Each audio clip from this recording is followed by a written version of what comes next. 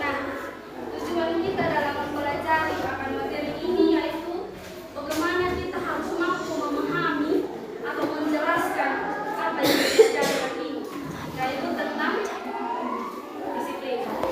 Nah, menurut anak-anak semua apa yang diketahui atau pengertian dari disiplin tersebut? Siapa yang tahu? Disiplin itu apa? Dari pengertian apa? Hah? Disiplin itu Hah?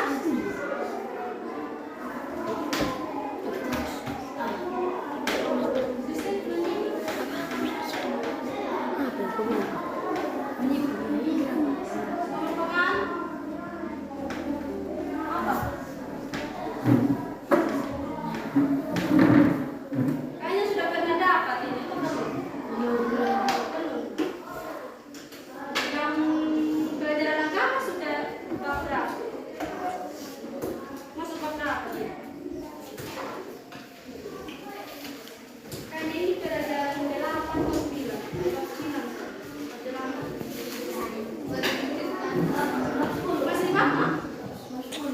Masuk bab 10. Berarti sudah ya? Ini kan bukan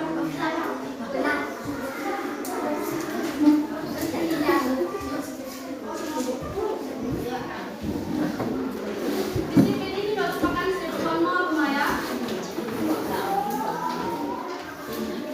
Norma, apalagi? Apalagi? Tingkah laku. Sebentar saya tanya, bukan tidak tulis. Tingkah laku, apalagi? Tindakan. Apalagi? Mana? Apalagi yang terakhir? Norma, tingkah laku, tindakan, tata tertib.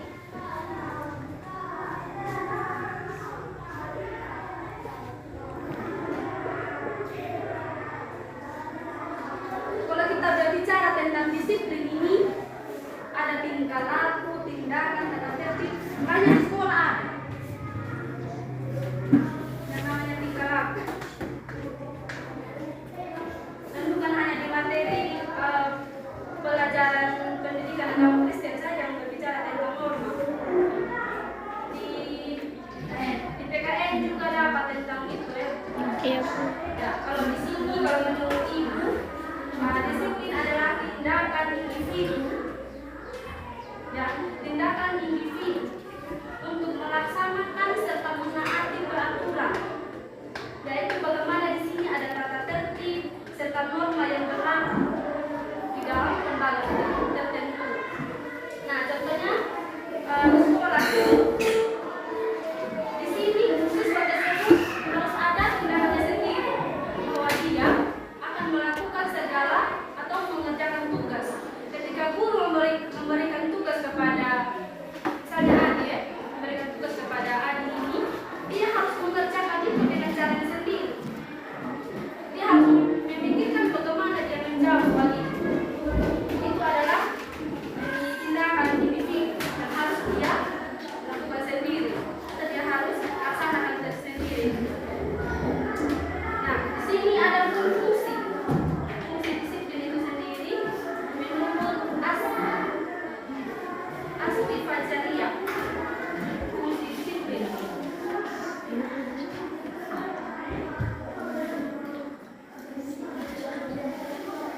Fungsi disiplin.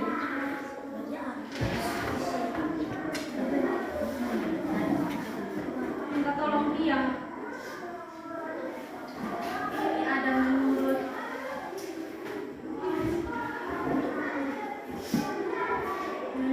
Asti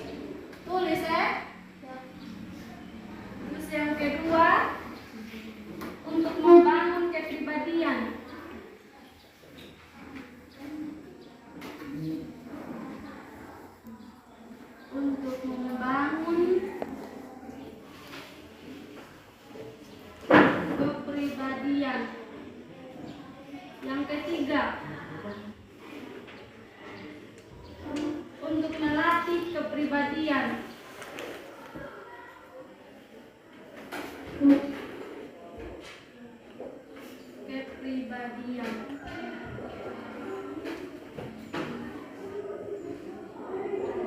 Terus yang keempat, ada hukuman.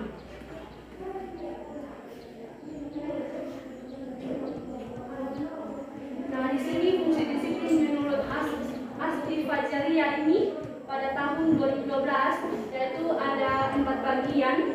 Yang pertama untuk menata kehidupan bersama, terus yang kedua membangun kepribadian, yang ketiga untuk melatih kepribadian, dan yang keempat adalah hukuman. Untuk kita menjelaskan terlebih dahulu dalam poin yang pertama itu untuk menata kehidupan bersama, yaitu di mana di sini ada 2 bagian. Dalam untuk menata kehidupan bersama itu ada 2 bagian. Yang pertama ada di sekolah, disiplin di sekolah, dan yang kedua disiplin di rumah. Nah, di sini disiplin di sekolah ini diperlakukan untuk menata kehidupan siswa dan demi terwujudnya proses belajar mengajar yang baik dan berkualitas. Nah, artinya di sini bahwa ketika siswa dengan guru akan belajar bersama di dalam kelas, di situ ada hal yang diwujudkan atau cita-cita yang dicapai dalam kelas mengajar tersebut, dan bagaimana dia harus mengerti atau pahami apa yang disampaikan oleh guru tersebut.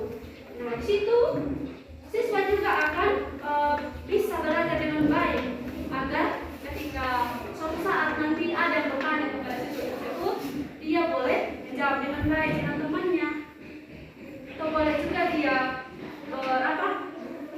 berpartisipasi dengan temannya agar dia bisa mengerti dengan baik.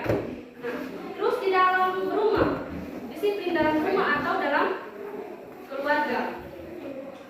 Nah, di situ dibutuhkan untuk menata kehidupan keluarga sehingga semua orang paham apa hak dan kewajibannya dan bagaimana ia melaksanakannya. Nah, artinya di sini bahwa ketika kita di dalam rumah atau kita dalam kumpul keluarga atau kita bersama-sama dengan bapak, mama, oma, opa, kakak, adik kita, di situ ada sebuah kedisiplinan yang harus kita laksanakan atau yang harus kita lakukan di dalam itu. Contohnya ketika ada yang bertugas dalam masak, cuci piring, menyapu dalam halaman, itu ketika di dalam kan ada yang 5 orang dalam satu keluarga, ada yang 6 orang, yang pastinya di situ ada tugasnya masing-masing toh. Ada yang masak, cuci piring, menyapu, dan lain sebagainya. Nah, di situ dia harus melaksanakan dengan baik dan bagaimana dia harus melakukannya agar dia bisa dapat selesai apa yang dia kerjakan. Nah, di situ dia akan bisa terbawa ke depannya ketika dia sudah dewasa, ketika dia sudah juga menjadi orang tua. Pastinya dia harus melakukannya itu dengan baik agar ketika dalam dia memasuki keluarga yang baru dan dia bisa menjadi orang yang paling dari keluarga itu. Nah, kita masuk dalam fungsi yang kedua tadi untuk membangun kepribadian. Nah, untuk membangun kepribadian ini terutama kita harus tahu apa itu kepribadian itu sendiri. Apa itu kepribadian sebenarnya? Masing-masing punya pribadi toh? Ya. Terus kepribadian itu apa?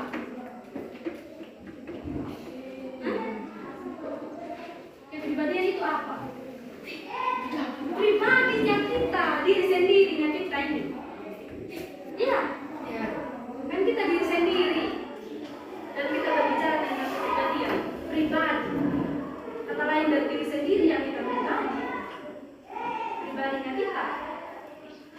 Nah, di sini kepribadian berarti dia termasuk dalam sikapnya kita sendiri ya, tingkah lakunya kita, perkataannya kita. Nah, bagaimana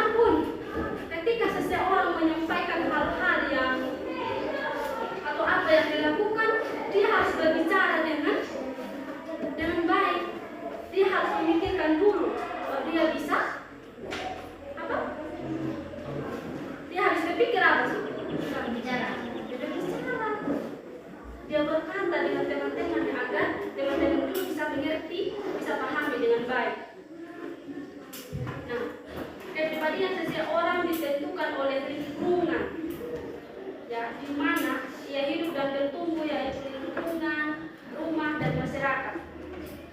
Nah, artinya di sini bahwa ketika kita melakukan segala sesuatu, tentunya di sini harus ada yang namanya kita harus beradaptasi dengan lingkungan. Kita harus adaptasi dengan rumah, di dalam rumah tangga itu, di dalam keluarga, dan bisa juga dalam masyarakat.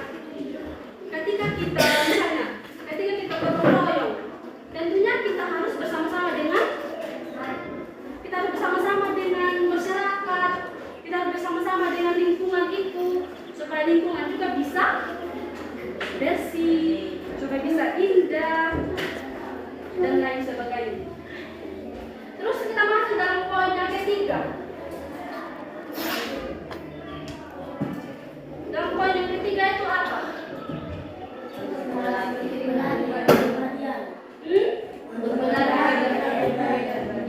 melatih kepribadian. Nah, ini poin yang kedua tadi membangun kepribadian. Terus yang ketiga untuk melatih. Nah, di sini kepribadian ini kita harus membentuk atau kita harus membentuk dia melalui pelatihan dan disiplin. Dan itu tidak berbentuk dalam 1 atau 2 tahun, melainkan dalam melatih kepribadian kita dia sangat butuh waktu yang lama, atau dia harus butuh waktu yang bertahun-tahun. Tidak mungkin kalau kita sudah bangun kita punya diri atau bangun kepribadian itu, tidak mungkin kita langsung melatih toh.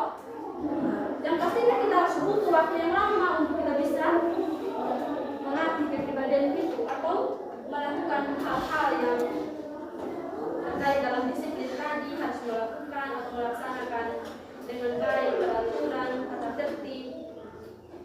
Nah, itu kita harus butuh melatih kepribadian kita. Nah, di sini poin yang terakhir yaitu hukuman. Nah, dalam hukuman ini atau yang disebut sebagai sanksi, oleh sekolah sini kan ada itu, ada hukuman, ada sanksi ketika kita buat salah. Nah, di sini berbicara tentang hukuman atau sanksi ini sangatlah penting sebagai pendorong agar siswa mau melaksanakan tata tertib atau aturan yang berlaku.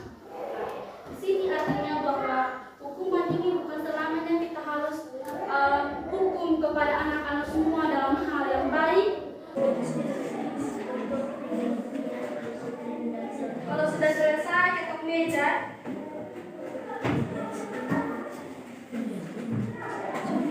Kalau kelompok 3 yang selesai dahulu, berarti kalah dari kelompok 1.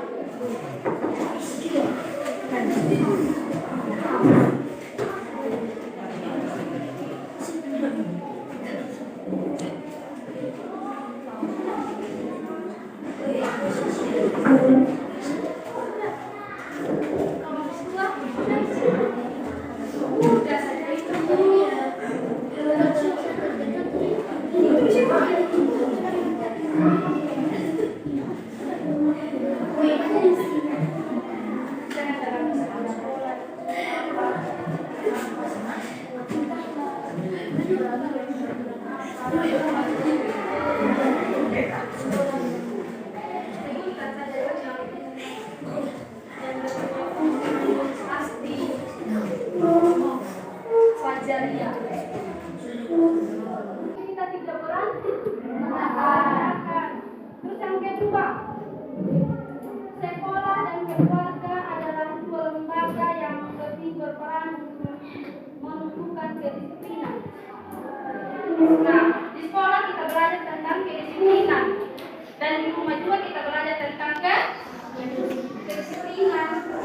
Terus yang ketiga, sebagai orang percaya kita harus memiliki kedisiplinan untuk selalu beribadah kepada Tuhan. Nah, dari sejauh materi kita dari awal tadi, pertengahan, mungkin ada dari anak-anak yang bertanya atau menyampaikan ulang apa yang didengarkan tadi. Waktu dan kesempatan saya berikan.